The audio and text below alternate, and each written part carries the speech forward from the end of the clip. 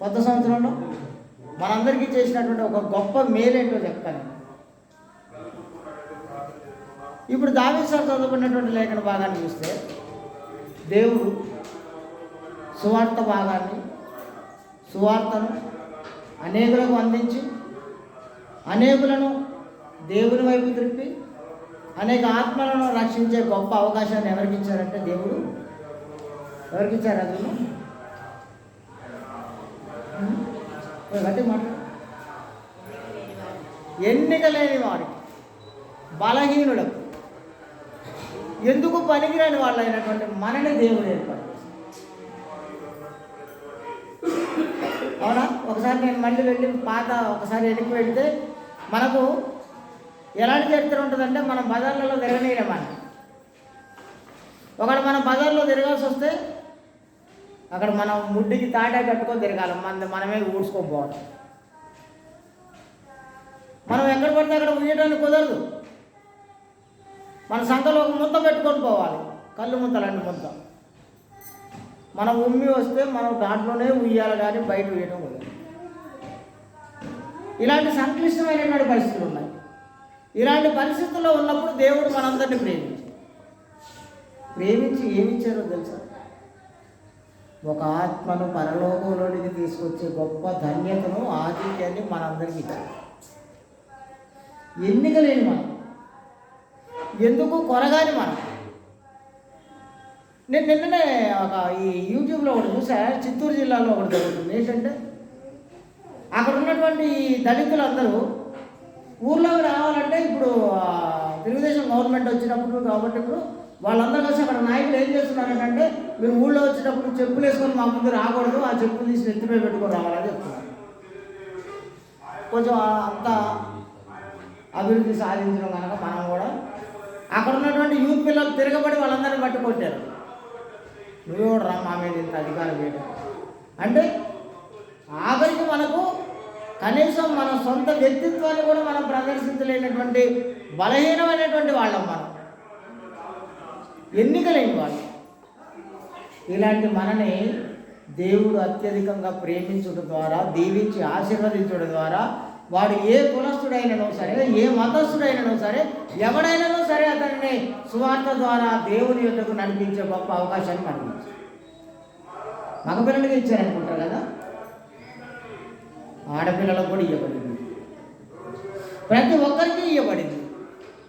ఈ కొత్త సంవత్సరంలో నేను చూస్తుంటాను, నేను మీ అందరినీ క్లీన్గా అబ్జర్వ్ చేస్తుంటాను. మీరందరూ ఎన్ని ఆత్మలను దేవుని వైపు తీసుకొస్తారో చూస్తాను. మీ అందరూ మీకు ఇక్కడ చెప్పబడినటువంటి వాక్య భాగాన్ని తీసుకెళ్ళి మీతో ఉన్నటువంటి స్నేహితులు, సన్నిహితులు అందరికీ దాన్నింటిని విడమర్చి చెప్పి ఎంతమందిని దేవుని వైపు నడిపిస్తారో చూస్తాను. మీ మీద ఈ బాధ్యత ఉంది. ఇది చెప్పడానికి ఈ వారాన్ని, ఈ నూతన సంవత్సరంలో మొదటి వారాన్ని నేను ఈ వాక్య భాగాన్ని ఎన్నుకున్నాను. 26వ రోజు చదవండి. మొదట చదవబడినటువంటి లేఖన భాగంలో 26వ రోజు, సహోదరులారా, మిమ్మును పిలిచిన పిలుపును చూడుడి, మీలో లోకరీతిని జ్ఞానులైనను, ఘనులైనను, గొప్ప వంశము వారైనను అనేకులు పిలువబడలేదు. కానీ ఏ శరీరియు దేవుని ఎదుట అతిశయపడకున్నట్లు జ్ఞానులను సిగ్గుపరచుటకు లోకములో ఉన్నటువంటి వెర్రి వారిని దేవుడు ఏర్పాటు చేసుకున్నారు. బలవంతులైన వారిని సిగ్గుపరచుటకు లోకములో బలహీనులైన వారిని దేవుడు ఏర్పాటు చేసుకొని ఉన్నాడు. ఎన్నికైన వారిని వ్యర్థం చేయుటకు లోకములో నీచులైన వారిని, తృణీకరింపబడిన వారిని, ఎన్నిక లేని వారిని దేవుడు ఏర్పరచుకొని ఉన్నాడు. ఈ సంగతి మీకు చెప్పాలని నేను వచ్చాను. ఈ వారం దేవుడు ఎలాంటి వాడిని ఏర్పాటు చేసుకున్నాడంటే, నేను గొప్పవాడిని, నేను బలవంతుడిని, నేను శక్తివంతుడిని అనేవాడిని దేవుడు ఏర్పాటు చేసుకోలేదు. అసలు నేను బలహీనుడిని, నేను వెర్రివాడిని, నేను ఎందుకు కొరగాని వాడిని అనుకునే వాళ్ళని మాత్రమే ఏర్పాటు. దీని గురించి మనం ఆలోచిస్తూ ఉన్నప్పుడు ఒకసారి మోషే దగ్గరికి వెళ్ళి ఊరికి జనరల్ ఒక్క పాయింట్ ఆలోచిద్దాం. మోషే దగ్గర నుంచి ఒక పాయింటే ఆలోచిద్దాం. నువ్వు వెళ్ళు, నా ప్రజలైనటువంటి ఇజ్రాయేలీలందరూ అక్కడ ఐగుప్తులో 430 సంవత్సరాలు బానిసత్వంలో ఉన్నారు, నువ్వు వెళ్ళు అంటే ఆయన ఎన్ని కారణాలు చెప్పాడో తెలుసు మోషే? నాకు మాట్లాడడం, నాకు నాలుక లేదు, నేను నోటు మాన్యం ఉంది, నచ్చుతుంది నాకు, నేను మాట్లాడలేను, నువ్వు నన్ను పొమ్మంటాను, ఆడిపోయి నేనే మాట్లాడాలా, నేనే చేయాలి. అప్పుడు దేవుడు ఏం చెప్పారంటే, నీకేం అవసరం లేదు, నువ్వు ఆడిపోయి నిలబడిపో, నేను చూసుకుంటాను అన్నాడు. మోషేనే ఎందుకు ఎన్నుకోవాలో దేవుడు? ఇంకా అక్కడ పెద్ద పెద్ద రాజులు ఉన్నారు, మహా చక్రవర్తులు ఉన్నారు, వాళ్ళందరినీ ఏర్పాటు చేసుకోవచ్చు కదా దేవుడు. మోషేనే నాలుగు సరిగ్గా లేదు, వాడు సరిగ్గా మాట్లాడలేదు, నత్తు వాడిని ఎందుకు ఏర్పాటు చేసుకున్నారు? ఏ శరీరయు దేవుని ముందు అతిశయించకూడదు. నేను 19-20 వచనాలు చూస్తాను. నేను అదే అధ్యాయంలో మొదటి అధ్యాయం 19-20 వచనాలని ఇందు విషయము జ్ఞానుల జ్ఞానమును నేను నాశనం చేతును, వివేకుల వివేకమును శూన్యపరచుదును అని రాయబడి ఉన్నది. జ్ఞాని ఏమాయనో, శాస్త్రి ఏమాయనో, ఈ లోకము తర్కవాది ఏమాయనో, ఈ లోక జ్ఞానము దేవుడు వెర్రితనముగా, అందుకే నేను చాలా గొప్పవాడిని, నా అంతటోడు లేడు, అది ఇదేని వెర్రవేయ వాళ్ళందరినీ దేవుడు ఎన్నికలేని వారితో వాళ్ళందరినీ సిగ్గుపరిచేలాగా చేస్తున్నాడు. పెంట కుప్పల మీద పెంట కుప్పలతో సమానమైనటువంటి మనని దేవుడు ఎన్నిక. నేను ఒక చిన్న స్టోరీ చెప్తాను మీ అందరికీ. స్టోరీ ఏం కాదు, నిజంగా జరిగిన సంఘటనే, కాకపోతే అది పాత నిబంధనలో ఉంది కనుక నేను అలాంటి పదాన్ని వాడాను, తప్పు, నన్ను క్షమించండి. స్టోరీ ఏం కాదు, నిజమే జరిగింది. గిద్యోను అని ఒక యాజకుడు ఉన్నాడు. ఈ గిద్యోను ఇజ్రాయెల్ సైన్యాన్ని నడిపిస్తున్నాడు. ఇలా నడిపిస్తున్నప్పుడు నేను మీ ఇంట్లో చెప్పిన ఈ విషయాన్ని, మీ ఇంట్లో ప్రార్థన చేశాను. ఇప్పుడు ఆ గిద్యోను ఆ ఇజ్రాయేలీలందరినీ నడిపిస్తున్నప్పుడు ఎవరితో యుద్ధానికి వెళ్ళాడో తెలుసా? మిద్యానీయులతో యుద్ధానికి పంపించాడు దేవుడు. మిద్యానీయులు చూస్తే వాళ్ళు ఎలా ఉన్నారంటే మిడతల దండులా ఉన్నారంట. మిడతల దండు అంటే 1000 మంది ఉన్నారన్నమాట. వాళ్ళు 1000 కొలది ఉన్నారంట సైనికులు. వాళ్ళని ఎదిరించి, వాళ్ళని జయించడానికి, వాళ్ళని ఓడించడానికి దేవుడు ఇజ్రాయేలీయుల సైన్యంతో ఆయన ఏర్పాటు చేస్తే వీళ్ళు ముందుకు పోయి చూసి అక్కడ వాళ్ళందరినీ చూసి చాలా భయపడిపోతుంది. ఇదంతా మన వల్ల ఇంత కాదా? న్యాయాధిపతుల గ్రంథంలో వెళ్ళిపోండి, మీరు అందరూ 7వ అధ్యాయంలోకి వెళ్ళిపోండి. న్యాయాధిపతుల గ్రంథం 7వ అధ్యాయం మొదటి 8 వచనాలు చూస్తాను. మ్యాథ్లో వందనాలు చదవద్దులేండి, మీరు అది పెట్టుకొని ఉండండి, నేను చెప్తుంటాను, మీరు చూస్తూ ఉండండి. 7వ అధ్యాయం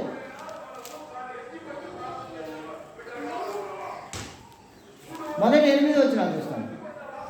ఇప్పుడు ఇక్కడ ఏం జరుగుతుందంటే, అక్కడ ఉన్నటువంటి మిడతల దండులో ఉన్నటువంటి మిద్యానీయుల్ని వాళ్ళని ఎదిరించడానికి, వాళ్ళని ఓడించడానికి, వాళ్ళ మీద గెలవడానికి దేవుడు ఏం చేశారంటే, ఇక్కడ ఉన్న ఈ సైన్యం చాలా ఎక్కువ అన్నాడు.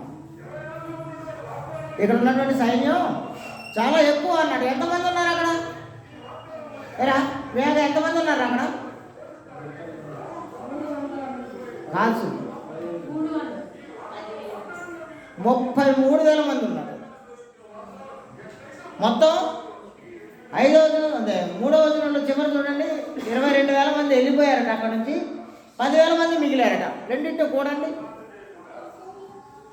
33,000 మంది సైన్యం, ఇజ్రాయెల్ సైన్యం ఉండి ఆ మిడతల దండులాగా ఉన్నదాన్ని దాన్ని ఎదిరించడానికి వీడి కింద మీద అవుతుంటే దేవుడు ఏం చేశారంటే ఆలోచించారు. ఇప్పుడు ఆలోచించి అక్కడ ఉన్నటువంటి ఆ గిద్యోనుకు చెప్తున్నారు, ఒకవేళ ఇప్పుడు యుద్ధం మీరు గెలిస్తే మా వల్లనే, మా కండ బలం వల్లనే, మా కుడి భుజాల బలం మేము గెలిచామని వాళ్ళు విర్రవీగుతారు కనుక, వీళ్ళలో ఎవడైతే భయపడతాడో, ఎవరికైతే భయం కలుగుతుందో వాళ్ళందరినీ వెళ్ళిపోమని చెప్పు అన్నాడు.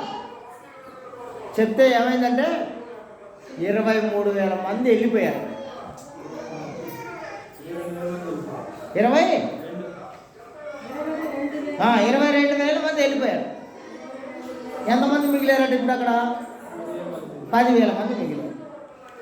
ఇప్పుడు ఈ 10,000 మందితో కూడా యుద్ధాన్ని జయిస్తే వీళ్ళందరూ మా శక్తి వల్ల, మా పరాక్రమం వల్ల, మా బలం చేత మేము గెలిచామని వీళ్ళు అనుకొని విర్రవీగుతారని దేవుడు మళ్ళీ గిద్యోనుతో ఏం చెప్పారంటే, వీళ్ళలో కూడా పరీక్ష పెడతారు అన్నారు.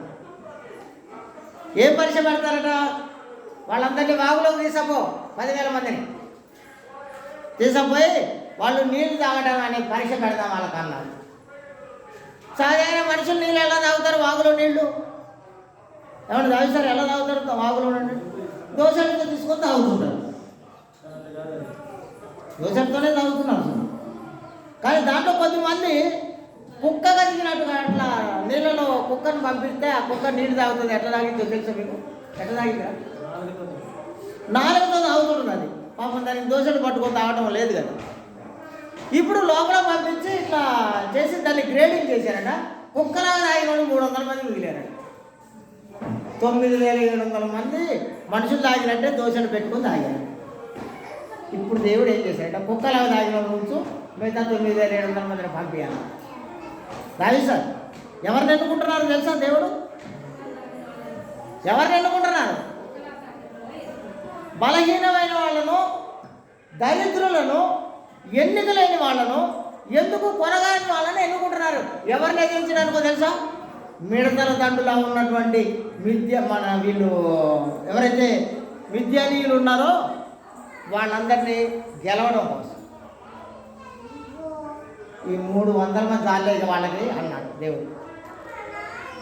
300 మంది చాలుగా వాళ్ళని ఓడించడానికి ఈ 300 మందిని పెట్టి నేను వాళ్ళందరినీ జయిస్తా చూడాలి. ఎందుకో తెలుసా? ఏ ఒక్కడు కూడా నా వల్ల వాడిని ఓడించినా అని దేవుడికి రావాల్సినటువంటి మహిమను రాలేకుండా చేస్తారేమని దేవుడు తాను మహిమ పొందడం కోసం ఎన్నికలైన వాళ్ళందరినీ తయారు చేసుకొని వాళ్ళ ద్వారా ఆ యుద్ధాన్ని జయించారు. దీన్ని ఇలాగే పెట్టుకొని మీరు ఇంకో విషయం చెప్తారండి. అపోస్తలుడు పౌలుని గురించి ఆలోచిస్తాను. పౌలు ఎలాంటి వాడు తెలుసా? బైబిల్ గ్రంథంలో 14 పత్రికలు రాశాడు. అంత మాత్రమే కాదు, తను ఏదైతే నమ్మాడో దానికోసం ప్రాణం ఇవ్వడానికి, ప్రాణాలు తీయడానికి రెడీ అయిపోయినటువంటి ఆయన ఆ తర్వాత అది కాదయ్యా అసలు సంగతి ఇది అని తెలిసిన తర్వాత దీనికోసం జైలుకు పోయారు, దెబ్బలు తిన్నారు, సముద్రం మీద అర్ధరాత్రి ఈదుకుంటా, నిద్ర లేకుండా, ఆహారం లేకుండా, సముద్రం నీరు తాగడానికి ఉపయోగపడకుండా ఇలాంటి సంక్లిష్టమైనటువంటి పరిస్థితులన్నీ ఎదుర్కొన్నాడు ఆయన. ఎందుకు? అసలు నిజమేంటో తెలియదు. ఇప్పుడు ఆ పౌలు గారి గురించి నేను ఆలోచిస్తానండి. ఇప్పుడు మీ మధ్యలో కొరింథీయులకు రాసిన 2వ పత్రిక 12వ అధ్యాయం 7 నుంచి 10 వరకు. ఇప్పుడు ఆయన ఏం చెప్తున్నారంటే, నాకు కలిగిన ప్రత్యక్షతలు బహు విశేషముగా ఉన్నందున నేను అత్యధికంగా హెచ్చింపుకోకుండా ఉండు నిమిత్తము నా శరీరంలో సాతాను దూతగా ఒక ముళ్ళు ఉంచబడి ఉన్నది. అది తీసేయమని నేను ప్రభువుని ముమ్మారు వేడుకున్నాను నేను. అయితే ఆయన దాన్ని తీసేయడం సంగతి పక్కన పెట్టి ఆయన ఏం చేశారంటే, నా కృప నీకు కావాలన్నాడు. ఎందుకు అన్నాడంట అట్లా? నేను ఎప్పుడు బలహీనుడనో అప్పుడే నేను బలవంతుణ్ణి, నాకు ప్రభువు కృప, నాకు దేవుడి శక్తి తోడుగా ఉన్నదని చెప్తున్నాడు ఆయన. అందుకోసం వచ్చారంట. ఎప్పుడైతే నా శరీరంలో సాతాను దూతగా ఒక ముళ్ళు ఉంది అని చెప్పినటువంటి ఆయన దాన్ని తీయమని అడుగుతూ ఉంటే కూడా దాన్ని తీయకుండానే నా కృప నీకు చాలు అని అంటే, అలాంటి ఆయన చివరికి ఎంత దూరం వెళ్ళాడంటే, మంచి పోరాటం పోరాడాను, నా పరువు తుదముట్టించాను, విశ్వాసాన్ని కాపాడుకున్నాను, ఇప్పుడు నా కోసం నీతి కిరీటం ఉంది పరలోకంలో అని భూమి మీద ఉండి చెప్పగలిగిన స్థాయి సాధించాడు. నేను ఎప్పుడు బలహీనున్నో అప్పుడే నేను బలవంతుణ్ణి అన్నాడు ఆయన. నేను ఎప్పుడు తగ్గి ఉన్నానో అప్పుడే నాలో దేవుని శక్తి నన్ను ముందుకు నడిపించిందని. దీనికోసం నేను మళ్ళీ మీ అందరినీ ఒక విషయాన్ని నేను ఆలోచిస్తున్నాను. నేను యాకోబు రాసిన పత్రిక, యాకోబు పత్రిక 2వ అధ్యాయం 5వ వచనాన్ని ఒకసారి ఆలోచిస్తాను మీ మధ్యలో. నా ప్రియ సహోదరులారా ఆలోచించు, ఈ లోక విషయంలో దరిద్రులైన వారిని విశ్వాసమందు భాగ్యవంతులుగాను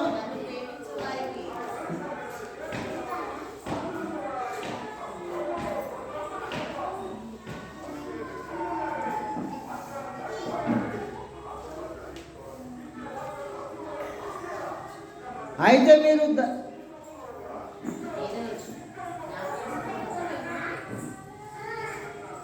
ఐదవది, నా ప్రియ సహోదరులారా ఆలకించుడి, ఈ లోక విషయంలో దరిద్రులైన వారిని విశ్వాసమందు భాగ్యవంతులుగాను తన్ను ప్రేమించు వారికి తాను వాగ్దానం చేసిన రాజ్యమునకు వారసులుగాను ఉండుటకు దేవుడు ఏర్పాటు చేసుకోలేదా? ఎవరినంటే ఏర్పాటు చేసుకుంటారు? దరిద్రులను ఏర్పాటు, ఏ ఎన్నిక లేని వాళ్ళని ఏర్పాటు చేసుకుంటారు. నేను మళ్ళీ మీ అందరికీ మళ్ళీ కొత్త సంవత్సరం కూడా పాత పాట పాడతాను. కొత్త సంవత్సరం కూడా ఒక పాట పాడతాను. తాగేసి రోడ్ల మీద పడిపోయి ఎప్పుడు ఆ మత్తు దిగుతుందో ఎప్పుడు ఇంటికి వస్తాడో తెలియని ఒక ఆయన్ని దేవుడు ఏర్పాటు చేసుకున్నారు ముందే. ఎదుటివాడిని మోసం చేయడమే పనిగా పెట్టుకున్నటువంటి వాడిని, ఎదుటివాడికి ఎప్పుడు అన్యాయమే చేయాలని తలంచేవాడిని, ఎదుటివాడి ఎడల ఎప్పుడు అబద్ధాలే చెప్పేవాడిని దేవుడు ఏర్పాటు చేసుకున్నాడు. ఇలా దేవుడు అలాంటి గుణలక్షణాలు కలిగినటువంటి వాడిని ఏర్పాటు చేసుకొని ఏం చేశారంటే ఈరోజు ఇక్కడ నిలబెట్టి మీ అందరికీ వాక్యం చెప్పే అవకాశం ఇచ్చింది. మా లాదరయ్య గారికి ప్రతిసారి నేను తలనొప్పే. వాళ్ళ అల్లుడు చాలామంది ఉన్నా, అన్ని వెదవ పనులు వాళ్ళు చేసేవాళ్ళు ఉన్నా, నా విషయంలో బాగా తలనొప్పి లాదరయ్య గారికి. ఎందుకంటే వాళ్ళ దగ్గర వాళ్ళ పనులన్నీ వాళ్ళు చేసుకుని ఉండేవాళ్ళు, నేను ఊపుకునేవాడిని కాదు.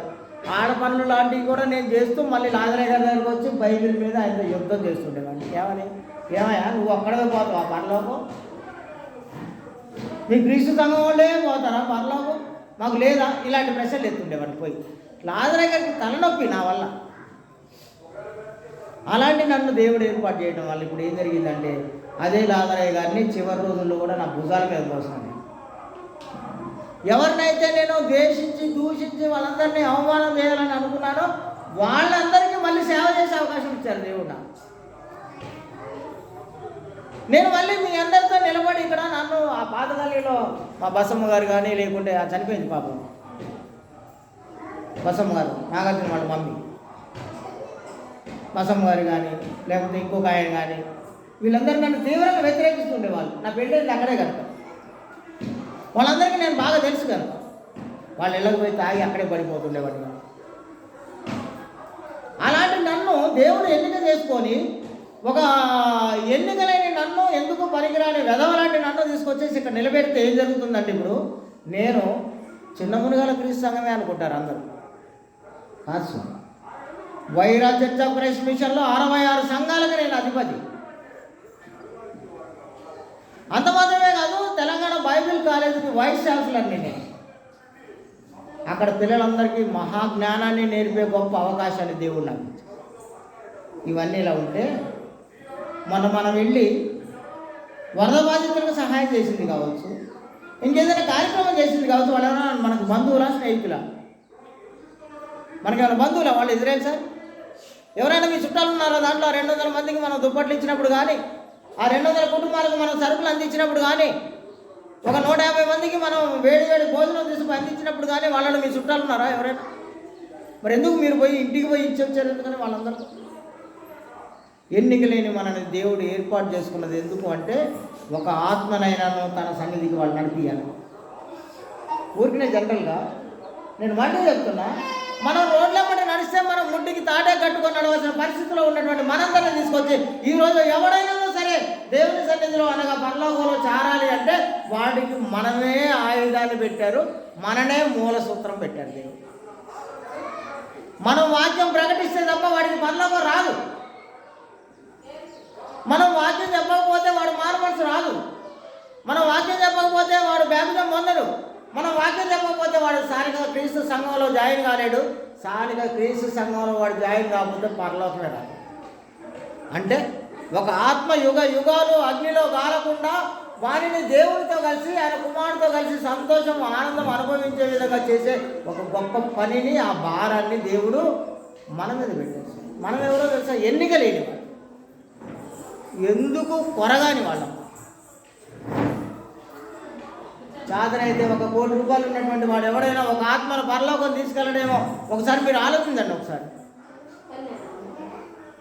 లేదా ఒక గొప్ప అధికారి, జిల్లాకి అధికారిగా ఉన్నటువంటి ఒక కలెక్టర్ గారు ఒక్క ఆత్మనైనా పరలోకం నడిపించగలడేమో ఆలోచించండి మీరు. లేదు ఈ రాష్ట్రానికి ముఖ్యమంత్రిగా ఉన్నటువంటి ఒక ముఖ్యమంత్రి ఒక్క ఆత్మనైనా పరలోకం తీసుకెళ్ళగలడేమో ఆలోచించండి మీరందరూ. ఎవరికి ఆ అవకాశమే లేదు. కానీ దేవుడు నిన్ను ప్రేమించి, నన్ను ప్రేమించి, మనందరినీ ప్రేమించి మనకి అవకాశం ఇస్తే దీనిని మనం అసలు కనీసం దీన్ని మనం నోటీసులో కూడా తీసుకోకుండా ఏదో జనరల్గా వచ్చామా, వెళ్ళామా, తిన్నామా, పడుకున్నామా, లేదు ఇలా ఉంటాము. కొత్త సంవత్సరంలో అయినా మనం కనీసం మారు మనసు పొందాల్సినటువంటి అవసరం ఉందా లేదా? ఒక్క ఆత్మనైనా కాపాడాల్సిన బాధ్యత మన మీద ఉందనే సంగతిని మీకు తెలుసా లేదా? నేను ఇప్పుడే ఒక సహోదరిని అడిగాను, నేను ఎరా కొత్త సంవత్సరంలో కూడా మనం అనుకున్నటువంటి ఆ నిర్ణయాన్ని మనం అమలు చేయలేకపోయాం, ఎందువలన అని అడిగాను. కొత్త సంవత్సరంలో మనందరం ఒక నిర్ణయం చేసాం, ఏంటంటే 8 గంటల ప్రార్థనకు 7:55 మీరు ఇక్కడ ఉండాలని ఒక కొత్త నిర్ణయం చేశాం మనం. 1-10 సార్లు చెప్పాను నేను, మైకులు బద్దలైందా. అయినను సరే నువ్వేంట్రా ఇప్పుడు వచ్చావో అని అడిగాను. ఏంటి దాని ఆలోచనకు అర్థం? ఏమంటే ఇజ్రాయెల్ సార్ సమాధానం, మనం దేవునికి సమాధానం సంజయ్ చెప్పాల్సిన అవసరం ఉంది మనందరికీ. నాకు చెప్పాల్సిన అవసరమే లేదు. మీరు నేనేవాడు, ఆఫ్టర్ ఆల్ నేనేవాడు, అసలు మీరు నాకు సంజయ్ చెప్పాల్సిన అవసరమే లేదు. మీరు మీ దేవునికి సంజయ్ చెప్పాలి. మీరు చేసుకున్నటువంటి నిర్ణయం మీ దేవునికి అనుకూలంగా ఉండాలి, మీ దేవునికి సంతోషం కలగాలి. ఇప్పుడు మీరందరూ దేవునికి మాత్రమే బాధ్యులు, దేవునికి మాత్రమే సంజయ్ చెప్పాలి. ఇప్పుడు దేవుడు మిమ్మల్ని అడుగుతున్నారు, మీరు ఎందుకు అనుకున్నటువంటి నిర్ణయాన్ని అమలు చేయలేకపోయారు కొత్త సంవత్సరంలో? మీకు ఇవ్వబడినటువంటి బాధ్యతను మీరు ఎందుకు చేయలేకపోయారు? ఒక చిన్న విషయమే చేయలేకపోతున్నాను. నేను దావీదు నేను నాకు అడిగా, నేను అయ్యా నువ్వు పరీక్ష ఉందంటే అక్కడ 6 గంటలకు ప్రార్థన అటెండ్ చేసి మరీ పోయి పరీక్ష రాసి వచ్చినావు. ఒకసారి కాదు, 2 సార్లు కాదు, నేను 4 సార్లు 5 సార్లు ఆయన ప్రార్థన చేసి పంపించిన. మరి ఇప్పుడు ఇక్కడ 8 గంటల ప్రార్థన అనేసరికి ఎందుకు రాలేకపోయావు నువ్వు అని అడిగాను. దీన్ని నేను ఖచ్చితంగా అమలు చేస్తాను సార్, నేను దీన్ని బాగా ప్రాక్టీస్ చేస్తున్నా సార్. చిన్నపిల్లలు కాబట్టి, ఇది వింటర్ సీజన్ కాబట్టి, పిల్లలు చంటి పిల్లలు కాబట్టి వాళ్ళు లేవట్లేదు, లేచిన వాళ్ళు అసలుకి తట్టుకోలేకపోతున్నారని ఈ కాన్సెప్ట్తో నేను ఫ్యాన్ వస్తే నేను ఒక్కడి ఒంటరిగా రాలేను కాబట్టి, వస్తే ఫ్యామిలీ అందరినీ వేసుకొని వస్తా కాబట్టి ఆ పిల్లల కోసం నేను కొంచెం లేట్ వచ్చిన సార్, ఇది ఇప్పటి నుంచి నేను బాగా సాధన చేస్తా, నేను ఖచ్చితంగా ఒక నెల తిరగకుండా నేను దీన్ని అమల్లో చేసి మీకు చూపిస్తాను. నేను అదే అంటున్నాను, నా ముందు మీరేం ప్రూవ్ చేయాల్సిన అవసరమే లేదు. అసలు మీకు నా ముందు మీరు రుజువు చేసుకోవద్దు. అసలు నేనేవాడు, అసలు మీకు ₹1 కూడా ఇవ్వలేని వాడిని నేను, మీకు ముద్ద భోజనం కూడా పెట్టలేని వాడిని నేను. నా ముందు మీరెవరు ప్రూవ్ చేసుకోవడానికి? మీరు మీ దేవుని ముందు మాత్రమే మీరు దాన్ని రుజువు చేసుకోవాలి. మీ దేవుని ముందు మాత్రమే మీలో ఉన్నటువంటిది, మీ రహస్యం నుండి మీ హృదయంలో ఉన్నటువంటి ఆలోచనలు ఎరిగినటువంటి దేవుడికి మాత్రమే మీరు లెక్క. దేవునికి ఘనత కలిగే విషయాలనే చేయాలి. దేవుని మహిమపరచడం. నేను మళ్ళీ చెప్తున్నాను, నేనేదో పనికి వాళ్ళ విషయం చెప్పలే మీకు. ఎప్పుడైతే ప్రారంభ ప్రార్థన ఇక్కడ జరుగుతుందో అప్పుడు ఈ జ్యోతి చేసుకొని వచ్చినటువంటి ఈ రొట్టె కాస్త యేసుప్రభు శరీరం అయిపోతుంది. సత్యానందమయ్య గారి కోట్లో ఉన్నటువంటి ఈ ద్రాక్షరసం కాస్త యేసుప్రభు రక్తంగా మారిపోతుంది. ఎందుకో తెలుసా? మీ అందరికీ తెలవాలి ఇప్పుడు ఈ విషయం. ఎందుకంటే ప్రారంభ ప్రార్థన జరుగుతూ ఉండగా ఇక్కడ తండ్రి ఉంటారు, కుమారుడు ఉంటారు. వాళ్ళు దీన్ని పరిశుద్ధపరిచేస్తారు. దాన్ని వాళ్ళు వచ్చి ఇక్కడ కూర్చుంటే మనం ఇంట్లో పడుకుంటాం. మనం ఎంత దురదృష్టకరమైనటువంటి దుర్మార్గమైనటువంటి విషయం ఇది. తండ్రి కుమారుడు వాళ్ళు వచ్చి ఇక్కడ ఉంటే వాళ్ళు వచ్చి మన కోసం ఎదురు చూడాలా? మన కోసం వాళ్ళు వచ్చి ఎదురు చూడాలా? ఇజ్రాయెల్ సార్ నిజం చెప్పండి, మీరు గుండెల మీద చేసుకోవాలి. ఆలోచన, నీ దేవుడు నీ కొరకు ఎదురు చూడాలా? నీ ప్రభువు నీ రక్షకుడు ఆయన ముందే వచ్చి లోపల కూర్చొని నీ కోసం ఎదురు చూడాలా? నేను పోయిన వారం చెప్పాను నేను మీకు ఇది కూడా. అయినను సరే మనం దీన్ని ఎందుకు తీసుకోలేకపోయాం? ఎందుకంటే అది నిజమని మీరు నమ్మలే. నోవాయి గారు ఏదో ఒకటి చెప్తాడులే ఇలా అనుకుంటున్నారు మీరు. నేను ఏది పడితే చెప్పడానికి మీ మధ్యలో రాలే. అలా అయితే నాకు ఖమ్మంలో చాలా ఉంది, మీ అందరికీ తెలుసు కూడా. ఇది ఏది పడితే అది చెప్పడానికి, ఎలా పడితే అలా బ్రతకడానికి నాకు నా ఖమ్మం లేదా? నా సొంత ఊరు ఉంది కదా. నేను మొన్న కూడా ఇదే మీకు చెప్పాను. నేను ఒక బ్రదర్ అన్నాడు నన్ను, నువ్వు అనవసరంగా మునగాలను పట్టుకొని ఆడుతున్నావు, నువ్వు ఏముందా మునగాల్లో పల్లెటూరులో నీకున్నటువంటి తెలివితేటలకు నీ శక్తికి నువ్వు రా ఖమ్మం, నువ్వు అద్భుతాలు చేస్తావు ఇక్కడ అని. నేనేమన్నానంటే అయ్యా నాకేం తెలుసు ఇదంతా, అసలు నాకేం తెలీదు. దేవుడు నాకు వాళ్ళని ఇచ్చారు, నేను వాళ్ళతో ఉన్నాను అంతే. దేవుడు నాకు ఖమ్మం ఇస్తే ఖమ్మం వస్తా, ఎందుకు రాను? కానీ దేవుడు నాకు ఇయ్యలేదు, నేనే కూడా ఏర్పాటు చేసుకోవడానికి. నాకు మునగాలే ఇచ్చారు దేవుడు. అందుకే ఇంత మహా మునగాల్లో ఎవడు గెలవలేని ఈ మునగాల్లో 20 ఏళ్ళుగా నేను నిలబడి పనిచేస్తున్నాను. 20 ఏళ్ళుగా నిలబడి పనిచేస్తాను. ఎందుకంటే దేవుడు నా వెనక ఉన్నారు కనుక, దేవుడి శక్తి నాకు ఉన్నది కనుక నేను ఏమాత్రం చెప్పు చెదరకుండా ఇక్కడే నిలబడగలిగాను. నేను ఆలోచించండి, ఎవరైనా ఇంక 20 ఏళ్ళు ఉన్నారేమో ఇక్కడ, ఒకసారి ఆలోచించండి. లాజరయ్య గారి తర్వాత నేనే ఉన్నా. ఎందుకంటే దేవుడు మనకు ఇచ్చినటువంటి గొప్ప ఆధిక్యత, గొప్ప ధన్యత. మీ అందరికీ కూడా దేవుడు అంత గొప్పతనం ఇస్తే మీరు దాన్ని నోవాయి గారి కోసం అనుకుంటున్నారు కదా, అందువల్లనే చేయలేకపోతున్నారు. నోవాయి గారి కోసం చేస్తున్నామని అనుకోవడం వల్ల మీరు ఏమీ చేయలేకపోతున్నారు. అసలు మీ దేవుణ్ణి సంతోషపెట్టడం కోసం చేస్తున్నానని అనుకుంటే, నేను మళ్ళీ చెప్తున్నా, మీకోసం ఆయన ఎదురు చూడకూడదు. మీరు వచ్చి ఆయన కోసం ఎప్పుడు వస్తారు. ఇదే నా సొంత స్వలాభం కాదు. మీరు త్వరగా రావడం వల్ల నా నెత్తి మీద కిరీటం రాదు, మీకు మాత్రమే వస్తుంది అది కిరీటం. ఎవరు ముందొచ్చి ఉండి ఆయన కోసం ఎదురు చూస్తారో వాళ్ళకే కిరీటం దేవుడు పెడతారు, నాకేం బెటర్. అది నాకు ఇవ్వబడిన బాధ్యత, నేను చేయటమే నా పని. చెప్తున్నానా? పాఠాలు చెప్తూనే ఉన్నానా? పరీక్షలు ఎదుర్కొనేది మీరే, నేను కాదు. నేను కేవలం పాఠాలు చెప్పడానికే దేవుడు నన్ను ఇక్కడ నిర్ణయించారు. దేవుని గురించినటువంటి సంగతులు బోధించడానికే దేవుడు నన్ను ఇక్కడ నిలబెట్టారు. నిలబెట్టినందుకు నేను ఏమాత్రం నిర్లక్ష్యం లేకుండా, ఏమాత్రం అలసత్వం లేకుండా దేవుని పనిని మాత్రం కంటిన్యూగా చేస్తూనే ఉన్నాను. దేవుని కొరకు మీ అందరినీ ఆయత్తపరిచే విషయంలో 2 ఉన్న అదే లెసన్ చెప్తున్నా, 50 మంది ఉన్న అదే లెసన్ చెప్తున్నా, 200 మంది వచ్చిన అదే లెసన్ చెప్తున్నా. ఎప్పుడు వచ్చినా సరే నేను వాక్యం చెప్పే విషయంలో మాత్రం ఏమాత్రం వెనక తీయలేదు. ఎందుకంటే దేవుడు నా భుజాల మీద పెట్టినటువంటి బాధ్యత, నన్ను ఎన్నుకున్నందుకు నేను ఆయన కోసం జీవించడం నా బాధ్యత అని నాకు తెలుసు కనుక, అలా జీవిస్తే నాకు ఒక మహిమ కిరీటం, జీవ కిరీటం, నీతి కిరీటం, ఏదో ఒక కిరీటాన్ని దేవుడు పరలోకంలో నాకు ఇస్తాడని నేను నమ్మాను కనుక చేస్తాను. నీకు నమ్మకం లేదా? నీ దేవుడు నీకు నీ తల మీద కిరీటం పెడతారు, పరలోకంలో అందరికంటే గొప్ప ఘనత నీకు ఇస్తారని నువ్వు నమ్మట్లేదా? ఒకవేళ నమ్మితే రండి, మళ్ళీ నేను చెప్తున్నాను. నేను చెవిటోడు ముందు శంఖం ఊదినట్లుగా చేయకండి మీరందరూ. ఈ చెవితో తుడిచేసుకుపోయే వల్ల నాకు ఉండకండి మీరంతా. ప్రార్థన అనగా ఇది నీకు నీ దేవుడికి సంబంధించినటువంటి విషయం. మధ్యలో మా పాత్ర ఏమి లేదు. మీరు మీ దేవుడితో కలిసి జీవించడానికే ఇదంతా. మరి మీరు మీ దేవుడి కోసం జీవించేటట్లయితే మీరు మీ దేవుడి కొరకు మీరు ఎదురు చూడాలి, కానీ మీ దేవుడు వచ్చి మీకోసం ఎదురు చూసే విధంగా మీరు ఎప్పుడూ ఉండకూడదు. ఎందుకంటే 7వ వచనం చూస్తాను నేను.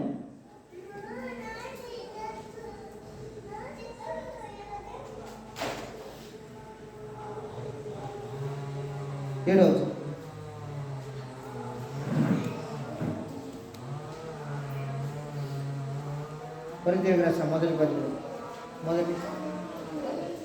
పత్రిక 2వ అధ్యాయం 7వ వచనం. కొరింథీయులకు రాసిన 2వ పత్రిక, మొదటి పత్రిక 2వ అధ్యాయం. సారీ, నన్ను క్షమించండి. మొదటి పత్రిక 2వ అధ్యాయం 7, 2వ అధ్యాయం 7వ వచనం. దేవుని జ్ఞానము మర్మమైనట్టుగా బోధించుతున్నాము, ఈ జ్ఞానము జగదుత్పత్తికి ముందుగానే దేవుడు మన మన మహిమ నిమిత్తము దీనిని నియమించను. దాని కింద వచ్చిన చదివితే ఇది ఏ లోకాధికారికి కూడా అర్థం కాలేదు, ఇది వాళ్ళకి తెలియలేదని రాశారు. నేను ఇప్పుడు మీ అందరూ ప్రశ్న, ఈ జ్ఞానం వాళ్ళకి తెలియలేదు కాబట్టి వాళ్ళు చేసినటువంటి ఒక తప్పేంటి? ఒకవేళ తెలిస్తే వాళ్ళకి కలిగే లాభమే. వాళ్ళకి అది తెలియలేదు, ఈ జ్ఞానం ఏంటో.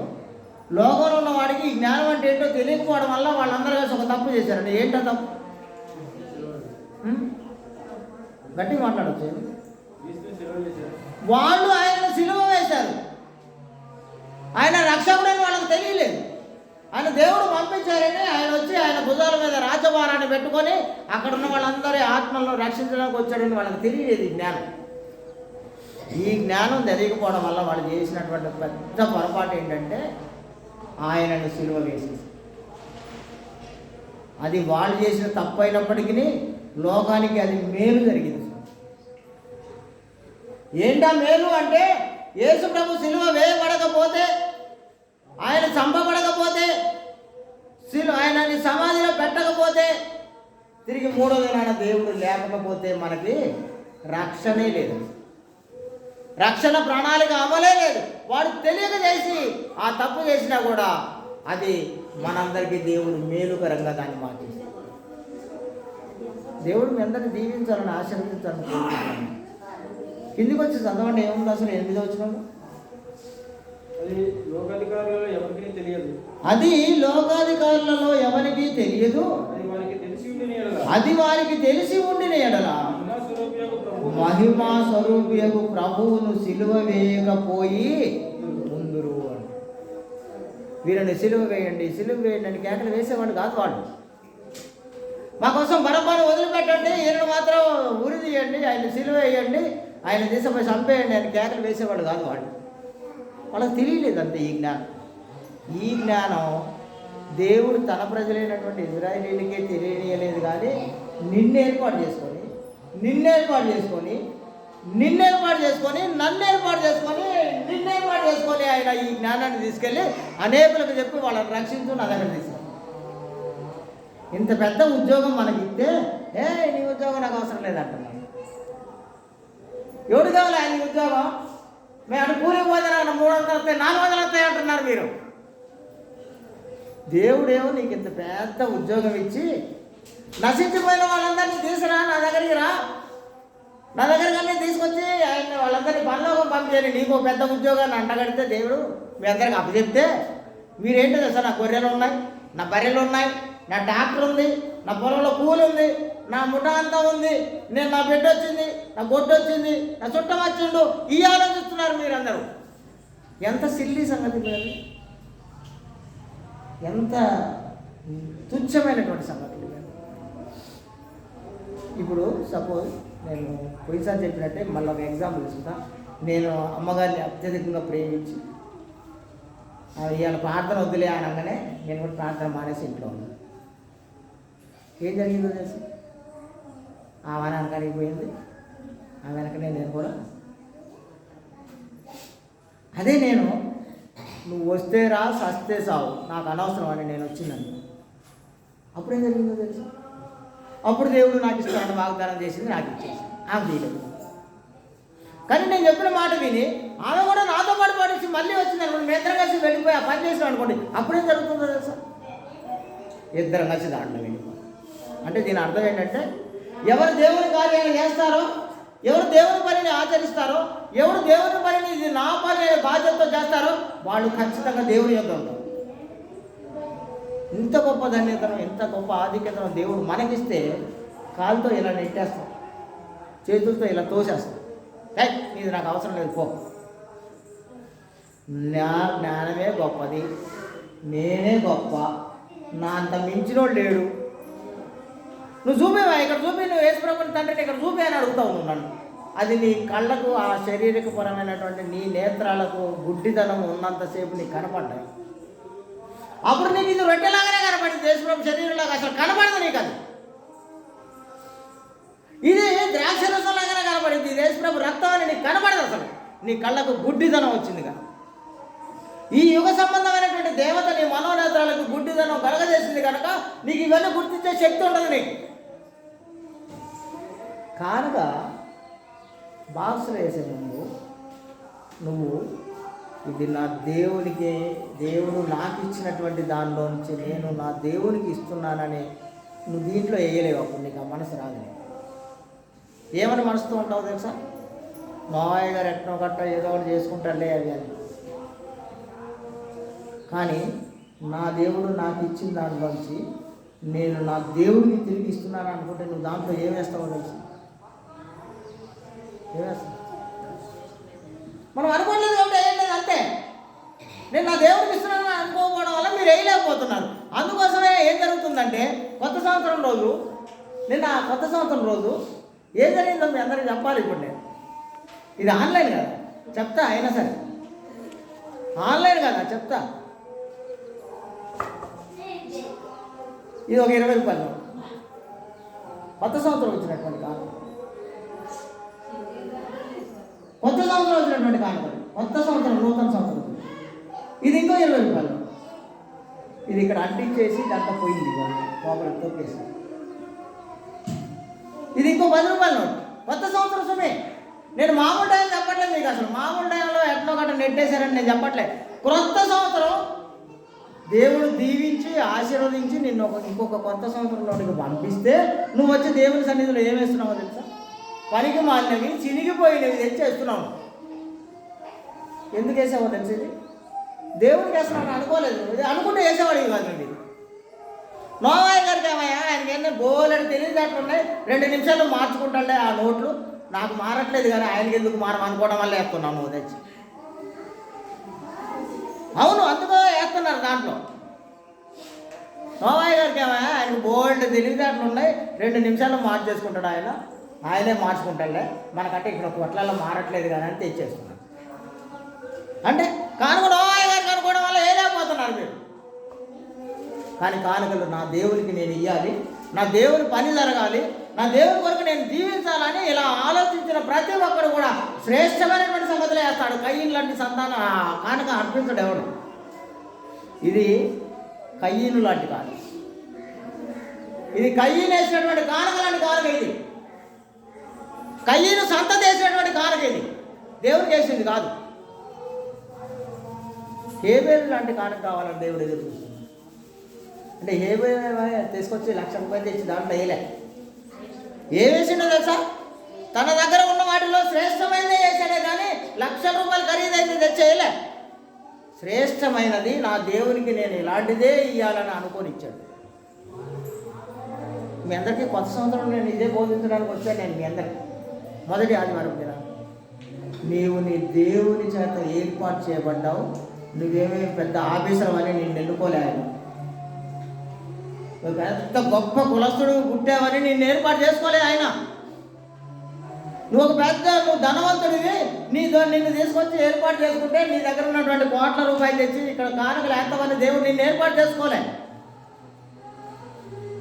నువ్వెందుకు పనికిరాని వాడివని, ఎన్నిక లేని వాడని, బలహీనుడు అని తెలిసి నిన్ను ఎన్నుకున్నాడు ఆయన. అదే పౌలు గారు చెప్పాడు, నేను ఎప్పుడు బలహీనున్నో అప్పుడే నేను బలవంతుణ్ణి అన్నాడు. ఎందుకంటే దేవుడి శక్తి నా మీదకి వచ్చేస్తుంది అన్నాడు.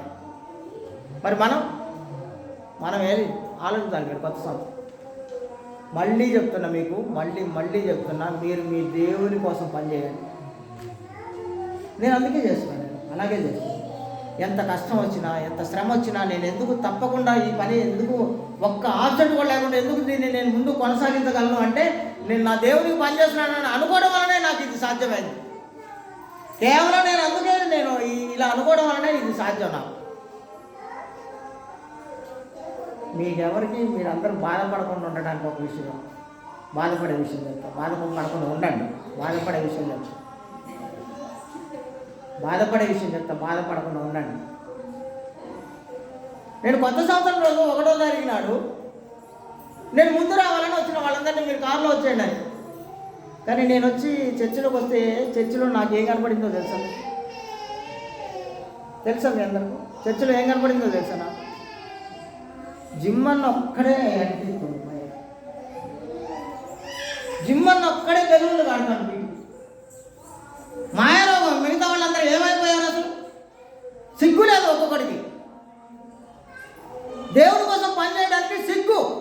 ఒక్కొక్కడికి. జిమ్మనకు ఒక్కడికే కావాలా పరలోకం? మీకు వద్దా? మీకు జిమ్మనకు ఒక్కడికే కావాలా పరలోకం? ఇంట్లో పండుకొని మీరందరూ సుఖంగా సంతోషంగా ఉంటారా? మీరు దేవుని ఇల్లు మాత్రం పోసిపోవాలా? దేవుని కార్యాలు మాత్రం జరగకుండా అలాగే ఉండాలా? మీరే ఇళ్ళలో సంతోషించి ఆనందిస్తారా? ఇంకెక్కడ దేవుడు మిమ్మల్ని దీవిస్తారు? ఎందుకు దీవించాలి మిమ్మల్ని? క్వశ్చన్ వేయండి. ఇప్పుడు మీరు ప్రశ్న వేసుకోండి మీరందరూ. ఎందుకు దేవుడు మిమ్మల్ని దీవించి ఆశీర్వదించాలి? మీరు దేవుడి కోసం ఏం చేస్తున్నారని దేవుడు మిమ్మల్ని దీవించాలి? దేవుడి కోసం మీరు ఏ కష్టపడుతున్నారని దేవుడు మిమ్మల్ని దీవించాలి? ఎందుకు దేవుడు మిమ్మల్ని దీవించాలి? వేసుకోండి, ఒక్కొక్కళ్ళు ప్రశ్నలు వేసుకోండి మీరందరూ. కొత్త సంవత్సరంలో మార్పు పొందుతున్నారు. కానీ మీరు మీ తప్పేంటో మీకు తెలిస్తే ఆ తప్పు జరగకుండా కొత్త సంవత్సరంలో చూడొచ్చు మీరంతా. నేను మళ్ళీ చెప్తున్నాను, మీరందరూ రెగ్యులర్గా మారు మనసు పొంది పరలోకం పోతే నాకు వచ్చేది ఏమి ఉండదు. మీరు రాకపోతే మిమ్మల్ని ఖండించి గద్దించే బాధ్యత నాకు కూడా లేదు అసలు. అయినను సరే మీరందరూ నా సొంత కుటుంబీకులు కనుక, ఇదంతా ఒక కుటుంబం కనుక, ఈ కుటుంబంలో ఉన్నటువంటి వాళ్ళందరూ నా పిల్లలే కనుక, నా పిల్లలు తప్పుదోవన పోతున్నారనే కొంచెం ఎప్పుడైనా ఒక కోపం వచ్చినప్పుడే గట్టిగా మిమ్మల్ని అందరినీ గద్దిస్తున్నాను. మీరు ఆడపోతే నాకెందుకు? నరకానికి పోతే నాకెందుకు? అగ్నిలో కాలితే నాకెందుకు? మీరు అలా ఉండకూడదని కదా నా బాధ అంతా. జిమ్మనకు ఒక్కడికే పట్టిందా? నేను మళ్ళీ క్వశ్చన్ అడుగుతున్నాను. ఏం దావి సార్, జిమ్మనకు ఒక్కడికే పట్టిందా ఇది? సత్తన్నకి పట్టలేదు, దావి సార్కి పట్టలేదు, ఇజ్రాయల్ సార్కి పట్టలేదు, సుధాకర్కి పట్టలేదు, తమ్ముడు గారికి పట్టలేదు, రాకేష్కి పట్టలేదు, వాడు ఆనంద్ బాలకు పట్టలేదు, ఎవరికి పట్టలేదా? జిమ్మన్నకు ఒక్కడికే పట్టిందా ఇదంతా? గుర్తుపెట్టుకోండి, ఎవడు పని చేస్తే వాళ్ళకే. జిమ్మన్న పని చేస్తే జిమ్మన్నకే పరలోకం, మీకెందుకు వచ్చింది? ఎవడు పని చేస్తే, ఎవడు దేవుని కోసం జీవిస్తే వానికి మాత్రమే దీవెనలు ఆశీర్వాదం. చివరికి ఒక విషయం చెప్పి ముగించేస్తాను నేను. మొదటి అధ్యాయం అపోస్తలుల కొరింథీయులకు రాసిన మొదటి పత్రిక మొదటి అధ్యాయం 18వ వచనం చూస్తాను.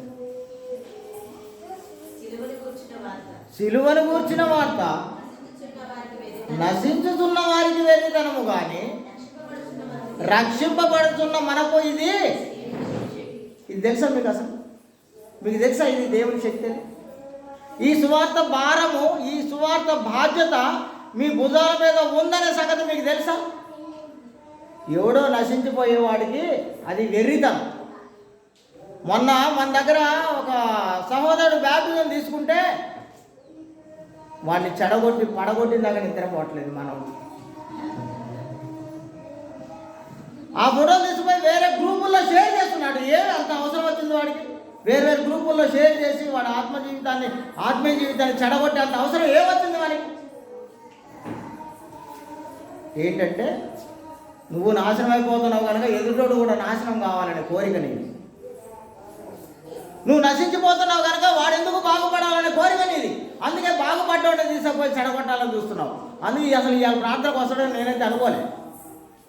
కానీ నేను పోయి మాట్లాడి ఏదో విధంగా ఆయన రప్పించినాను. నేను ప్రార్థన వచ్చాడు ఈరోజు. మొన్న రాలేదు న్యూ ఇయర్ రోజు, ఇక్కడ ఉదయం కూడా రాలేదు. వాళ్ళు రాత్రి వచ్చారు, 11:30 గంటలకు వచ్చారు, 11 గంటలకు వచ్చారు, 12:30 దాకా ఉన్నారు. ఆయన మళ్ళీ తిరిగి ఆయన సత్యాన్ని గుర్తెరిగి నిజమైనటువంటి సంఘం ఏదో తెలుసుకొని సత్యం ఏంటో గుర్తెరిగి ఆయన క్రీస్తు సంఘంలో బ్యాప్టిజం పొందాడని ఆ ఫోటోలు నేను ఆన్లైన్లో పెడతాను కాబట్టి అన్నీ ఆ ఫోటోలు తీసి వేరు గ్రూపుల్లో షేర్ చేస్తున్నాడట. ఏమంత అవసరం వచ్చింది నీకు? నీకేమంత అవసరం వచ్చింది? ఎదుటివాడి ఆత్మని చెడగొట్టడానికి ఉన్నావు. ఎదుటోడు బాగుపడుతుంటే చూడలేక ఆ అసూయతో నిండిపోయి ఉన్నావు. ఏదో విధంగా వాడిని పడగొట్టాలని చూస్తున్నాను. అమ్మయ్య ఒకడు రక్షింపబడ్డాడు, వాడి దాంట్లో నేను కూడా రక్షింపబడతానని నువ్వు అనుకోవట్లే. వాడెందుకు బాగుపడాలి? నేనెందుకు బాగుపడకూడదు? నేను బాగుపడలేదు కాబట్టి వాడు కూడా బాగుపడకూడదని చెడగొట్టు. నేను మళ్ళీ చెప్తున్నాను, వాని క్రియలు వాని పరలోకం తీసుకెళ్లాలా నరకం తీసుకెళ్లాలని నిర్ణయించబడింది. అది పుస్తకాలు తెరవబడితే చాలు నీ బతుకు బస్ స్టాండ్ అయిపోయింది. అప్పుడు అనుకుంటున్నాం మేము. జాగ్రత్త సుమి. దేవుని కార్యాన్ని అశ్రద్ధగా చేసినా లేదా దేవుని కార్యాన్ని చెడగొట్టినా దేవుడు వాడిని నేను మీ అందరినీ ప్రేమతో ఇదే కోరుకుంటున్నా. కొత్త సంవత్సరం ఎవరికీ లేని గొప్ప ధన్యత, ఆధిక్యత దేవుడు మనకిచ్చాడు, మన భుజాల మీద ఇచ్చాడు. ఎదురా సార్, సంవత్సరం తిరగకుండా 2 ఆత్మలను సంపాదించండి మీరు ఈ 2025వ సంవత్సరంలో. మనకున్నటువంటి జ్ఞానంతో, మనకున్నటువంటి నాలెడ్జ్తోనే, మనకున్నటువంటి శక్తి సామర్థ్యంతోనే ఒక్క ఆత్మనైనా రక్షించండి మీరందరూ 25వ సంవత్సరంలో. కేవలం ఒక్కడైనా దేవుడి వైపు నడిపించండి చూద్దాం. అప్పుడు దేవుడు మీ ఎడల అపారమైనటువంటి తన ప్రేమను వెల్లడిపరుస్తాడు. తన కృపకు మిమ్మల్ని అందరినీ పాత్రులుగా చేస్తారు. ఎన్నిక లేని వాళ్ళందరినీ ఆయన ఎన్నికైన వాడిగా, ఎన్నిక గలవాడికి బుద్ధి కలగడానికి, సిగ్గు కలగడానికి దేవుడు వాళ్ళు. దీన్ని ఏమంటారో తెలుసా అసలు? విన్నాం, దీన్ని ఏమంటారో తెలుసా? ఎందుకు పనికిరాని వాడిని తీసుకెళ్ళి పైన కూర్చోబెట్టడాన్ని, అందరికీ అధికారులను చేయడాన్ని ఏమంటారో తెలుసా? దీన్ని కృప అంటారు. ఈ కృప అంటే ఏంటో చెప్తాను మీకు. పోయిసారి చెప్పినాను నేను 25వ అధ్యాయం మత్తయి సువార్త చెప్పినప్పుడు చెప్పాను నేను మీకు కృప అంటే. ఒక దాసుడు 5 తలాంతుల్లో 10 తలాంతులు చేస్తే అతనికి ఇవ్వబడినటువంటి గొప్ప ధన్యత ఏంటో తెలుసా? యజమానుని సంతోషంలో ఒక దాసుడికి యజమానుడితో కలిసి జీవించే గొప్ప అర్హత, దీన్నే కృప అంటారు. నువ్వెందుకు పనికిరాని వాడిగా నిన్ను ఏర్పాటు చేసుకుంటే నీ భుజముల మీద ఆయన సువార్త భారాన్ని పెడితే నువ్వు వెళ్ళి ఒక్క ఆత్మను రక్షించి కాపాడి తెచ్చి ఆయనను సంఘంలో చేర్చినా నీకు దేవుడు తన యజమానుని పాలి భాగం ఇస్తాడు. ఆయన సంతోషంలో పాలి భాగం అనగా పరలోకం ఇచ్చేస్తాడు. నువ్వెవడో తెలుసా? దాసుడు, ఎన్నిక లేనివాడు, పనివాడు, జీతగాడు, మనం పెట్టింది తిని బ్రతికేవాడు, ఎందుకు కొరగాని వాడిని దేవుడు ఏమన్నారో తెలుసా? నాతో కలిసి సంతోషించి ఆనందిద్దుగని రా, యజమానుని సంతోషంలో పాలిభాగం. అంటే యజమానుడు తినే టేబుల్ మీద నువ్వు కూడా కూర్చొని, యజమానుడు తినే ఆహారాన్ని నువ్వు తిని, యజమానుడు ధరించుకునే ఆ వస్త్రాలని నువ్వు ధరించుకొని, యజమానుడు నివసించే ఆ పెద్ద మహా ప్యాలెస్లో నువ్వు కూడా జీవించడం. దేనికోసం? పుట్టినే వచ్చింది అది వాడికి. బాగా కష్టపడి పనిచేయటం వల్ల నా దేవుడు నాకు ఇచ్చిన దాన్ని నేను రెట్టింపు చేయాలని అతడు తన జ్ఞానాన్ని వాడుకొని, తన శక్తిని, సామర్థ్యాన్ని వాడుకొని 5ని 10 చేయడం వల్ల ఆయనకు దొరికింది, 2ని 4 చేయడం వల్ల దొరికింది వాడికి. కానీ 1 తవ్వి గుంటలో పెట్టి ఏం పని చేయకుండా ఉన్నామా, వచ్చామా, పోయామా అని ఇలాంటి వాడిని ఏమన్నారంటే చీకటి కొట్లు వేసి వాడిని బంధించమన్నారు. నేనేం నా సొంత జ్ఞానం చెప్పట్లేదు. నేను కూడా నిన్న మొన్న సహోదరులతో పెద్ద యుద్ధం చేస్తూ నేనేమన్నానంటే, నేను ఎందుకు చెప్తున్నానయ్యా బాబు, బైబిల్లో ఉంది, దేవుడు రాయించింది, అదే చెప్తున్నాను నేను. నో గారు ఇలా అంటాను అంటే ఏంటి నువ్వు? నేను అనట్లేదు అసలు, మీ మీద నాకేం వ్యక్తిగతంగా కక్ష లేదు నాకు. మీరందరూ అయితే మేమందరం నరకానికైనా అని ఒక క్వశ్చన్ వస్తే అవును అన్న నేను. నువ్వెవరు మమ్మల్ని నరకానికి పోతామని చెప్పడానికి అంటాడు ఆయన. నేనెందుకు చెప్తున్నాను, నేను చెప్పట్లేదు అంట. నేను బైబిల్లో అలా ఉందని చెప్తున్నా అన్నాను. ఎక్కడుంది చెప్పు అంటాడు. ధర్మశాస్త్ర క్రియా సంబంధులందరూ శాపమునకు లోనై ఉన్నారు. ఎడమ వైపున ఉన్న వారిని చూసి ఆయన ఏం చెప్పాడో తెలుసా? నా తండ్రి చేత శపించబడిన వారులారా, శాపగ్రస్తులారా, మీరందరూ వెళ్ళి అగ్నిలో పడండి అని చెప్పారు. ఇప్పుడు నేను చెప్పినట్ట ధర్మశాస్త్ర క్రియా సంబంధం అయినటువంటి కార్యాలు చేసే వాళ్ళందరూ నరకానికి పోతారని నేను చెప్పానా? బైబిల్ చెప్పింది. నేను అదే చెప్పాను, బైబిల్ చెప్పింది కాబట్టి నీకు చెప్తున్నా అంతే. నేనెవడు? మీరందరూ నా సొంత బంధువులు, చుట్టాలు కదా, మీరు నరకానికి పోతారని నేను ఎందుకంటాను? నేను అనలే. మీరు చేసే పనుల వల్ల మీరు నరకానికి పోతారని బైబిల్ చెప్పింది, అది చెప్తున్నాను నీకు. ఎందుకంటే బైబిల్ వెళ్ళి బాగా ట్రైనింగ్ చేశాను కనుక, బైబిల్లో ఎక్కువ విషయాలు నాకు తెలుసు కనుక, ఒక బైబిల్ కాలేజీ పెట్టి అనేకులకు బైబిల్ నేర్పుతున్నాను కనుక నాకు తెలుసు. నీకేం తెలుసు? ఊర్లో నాకు ముచ్చట్లేదు ఇప్పుడు తిరిగేవాడికి, నీకు బైబిల్ ఏం తెలుసు? Thank you. మీ అందరినీ దేవుడు దీవించి ఆశీర్వదించున్నాడు. మీ అందరూ అలాగే ఉన్నారు, మీరందరూ అలాగే ఉన్నారు. ఎన్నిక లేని మీ అందరినీ దేవుడు ఎన్నుకున్నందుకు, ఎన్నిక లేని మనందరినీ దేవుడు ఎన్నుకున్నందుకు, ఎన్నిక లేని ఎందుకు కొరగరాని మనం అందరము కూడా ఆయన ప్రేమకు పాత్రలుగా ఎంచబడినందుకు, ఆయన ఇచ్చినటువంటి అధికారాన్ని, ఆయన ఇచ్చినటువంటి ప్రేమను, ఆయన కృపను నిరంతరము ముందుకు కొనసాగించవలసిన వారమై ఉన్నాం. అంతే. దేవుడు మీ అందరినీ దీవించి ఆశీర్వదించినాడు. మీ అందరికి ప్రత్యేక వందనాలు తెలియజేస్తున్నాను. మీ అందరూ మరి ఎక్కువగా దీవెన ఆశీర్వాదాలు పొందాలి దేవునితో. నేను మళ్ళీ చెప్తున్నా, ఇది మొదటి వారం. నేను మళ్ళీ చెప్తున్నా.